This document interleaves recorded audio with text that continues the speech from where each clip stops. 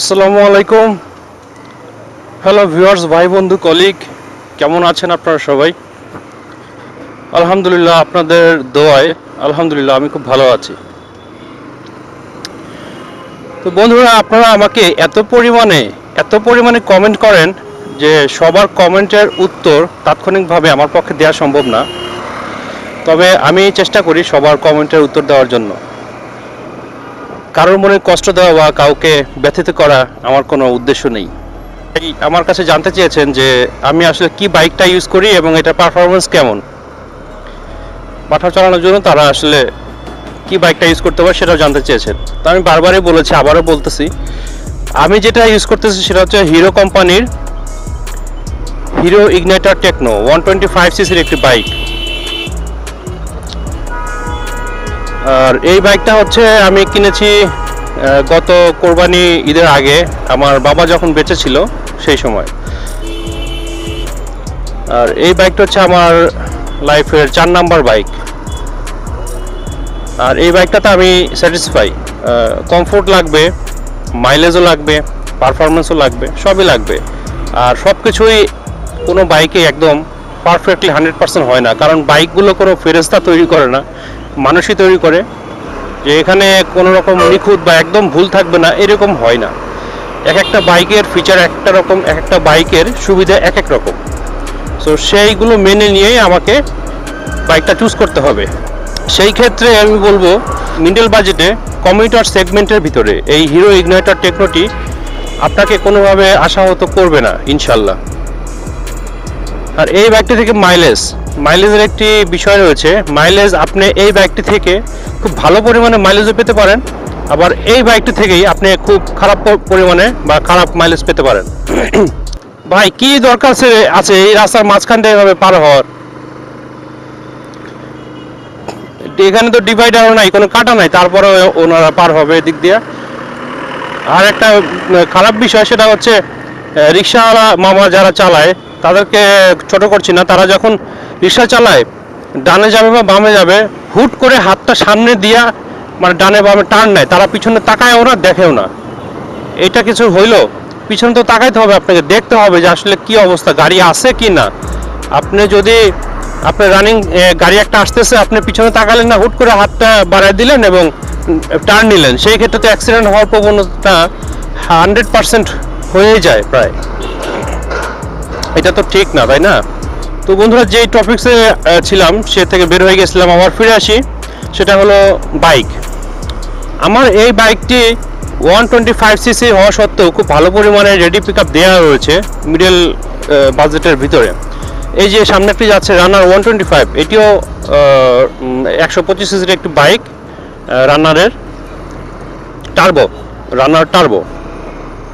তো এরকম অনেক ধরনের বাইক রয়েছে। আপনারা যারা বাইক কিনতে চান, আমি বারবারই বলেছি, আগেও বলেছি, এখনও বলছি, বাইক কিনতে চান তাহলে অবশ্যই বাইকটা কেনার আগে আপনারা একটা টেস্ট রাইড দিয়ে দেখুন যে বাইকটা আসলে আপনার জন্য সুইটেবল কিনা।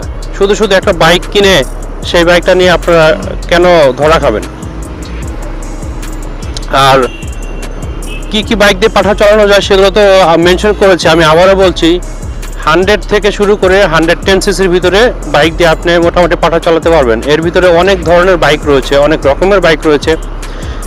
বাজাজ ডিসকভার আছে, তারপরে হচ্ছে প্লাটিনা আছে, তারপরে হোন্ডা আছে, তারপরে যে হিরো আছে, টিভিএস আছে।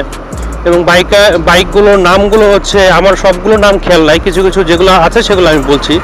হোন্ডা ড্রিম নিও 110, হোন্ডা লিভো 110, তারপরে TVS striker 125, TVS metro plus 110, তারপরে হচ্ছে সুজুকি হায়াতে 110, হায়াতে ইপি 110, তারপরে হচ্ছে হিরোতে আছে Splendor plus, passion pro, passion plus, এগুলো সব 110 সিসির গাড়ি। তো এইগুলো আপনারা নিতে পারেন। আরও অনেক বাইক রয়েছে, ভিক্টরের রয়েছে। ভিক্টর কিন্তু আমার একটা বাইক রয়েছে, ভিক্টর 80 সিসি, সেটা আজ থেকে 7-8 বছর আগে কেনা হয়েছিল এবং সেই বাইকটা আমার গ্রামের বাড়িতে রয়েছে। আমি যদি গ্রামে যাই, যে কোনো কারণে যাই, ঘুরতে যাই অথবা বাড়িও যদি চলে যাই, সেই ক্ষেত্রে আমি সেই বাইকটার রিভিউ আপনাদেরকে দিব বা দেখাবো সেই বাইকটা কেমন। সেই বাইকটা আমি দীর্ঘ 7 বছর ইউজ করেছি। এখন পর্যন্ত ক্লাস প্লেট থেকে শুরু করে কোনো কিছু চেঞ্জ করা হয় না। টুকটাক যেগুলো লাগে, যেমন আপনার ওই যে ব্রেক প্যাড, হ্যাঁ, ব্রেক শু, এইগুলা যেগুলো হচ্ছে কম্পালসারি, যেগুলো লাগবেই, সেইগুলো ছাড়া আর বাকি কোনো কিছু আমার চেঞ্জ করতে হয় নাই। সেটা কিন্তু একটা চাইনিজ বাইক, এবং সেই বাইকটা এখন পর্যন্ত আপনি যদি চালান, পিক আপ দেন, টান দেন, সেই ক্ষেত্রে সেই বাইকটা আপনাকে কখনোই হতাশ করবে না। আমার কাছে অন্তত করে নাই। আমি 80, 90 এবং 95 পর্যন্ত টেনেছি হাইওয়ে রোডে, এবং সেটা হচ্ছে 80 সিসির একটি বাইক, মানে আনবিলিভেবল। কিন্তু একটা প্রবলেম, সেই বাইকটা যদি হাফ অ্যান আওয়ার চালায়, আধা ঘন্টা চালায়, চালানোর পরে হাতে পায়ের ভিতরে এমন একটা ঝিঝি লাগে, মানে আমরা অনেক সময় নামাজের ভিতরে থাকলে সেজদায় অথবা বসে থাকার পরে অনেকক্ষণ যখন পাটা নড়ায় বা একটু মুভ করার চেষ্টা করে, তখন কিন্তু একটা ঝিঝি লাগে। সেই ফিলটা ওই বাইকটা থেকে নামার পরে হয়, মানে এরকম ভাইব্রেশন হয়।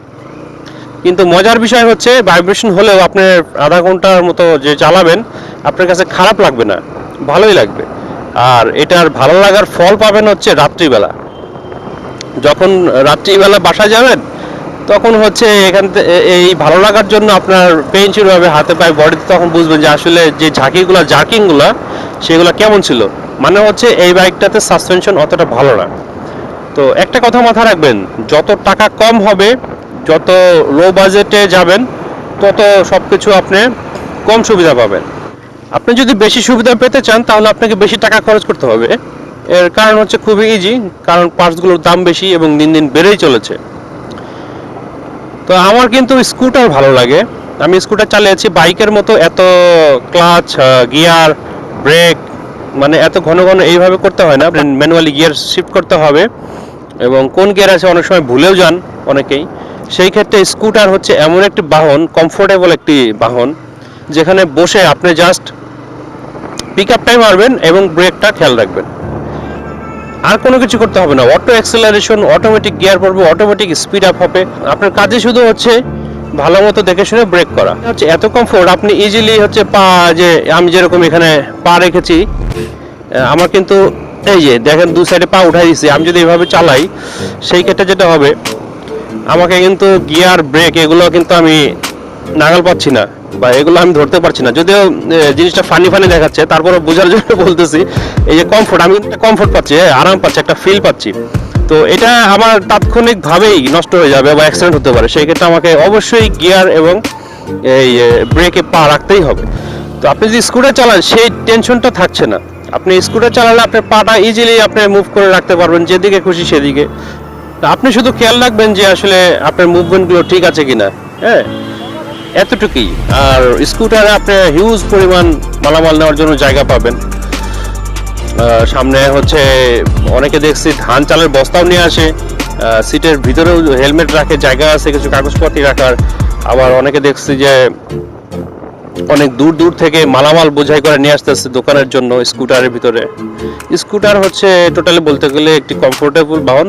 আর একটা প্রবলেম আছে, স্কুটার যদি রাস্তায় হঠাৎ করে খারাপ হয়, সেই ক্ষেত্রে আপনার প্যারা আছে। আপনার এই যে স্পার্ক প্লাগ খুলবেন, সেটা খুলতে গেলে মাথার চুল পড়ে যাবে ঘামতে ঘামতে। তো এরকম একটা কিছু অবস্থা আছে স্কুটারে। তো যে জিনিসের সুবিধাও বেশি, সেই জিনিস যদি অসুবিধা দেয়, তাহলে প্যারাও বেশি। তো জানি না আসলে কার কোনটা প্রয়োজন, তবে আমি আপনাদেরকে বলবো যে যদি আপনাদের বাইক চালাতে ইচ্ছা করে বা বাইক চালাতে পারে না, ভয় লাগে, সেই ক্ষেত্রে বলবো আপনি স্কুটার ট্রাই করে দেখতে পারেন। তো ঠিক আছে বন্ধুরা, ভালো থাকেন, আল্লাহ হাফেজ। আমার ক্যামেরার সিগন্যাল দিচ্ছি, রেড সিগন্যাল। আসলে এই ক্যামেরাটা দিন দিন মনে হচ্ছে আমাকে বলছে যে আমাকে ছেড়ে দাও, আমি আর পারতেছি না, আমি এখন রিটায়ার্ড করব, আমার বয়স শেষ, আমাকে দিয়ে আর কাজ করানো যাবে না। সো আল্লাহ হাফেজ বন্ধুরা, ভালো থাকবেন।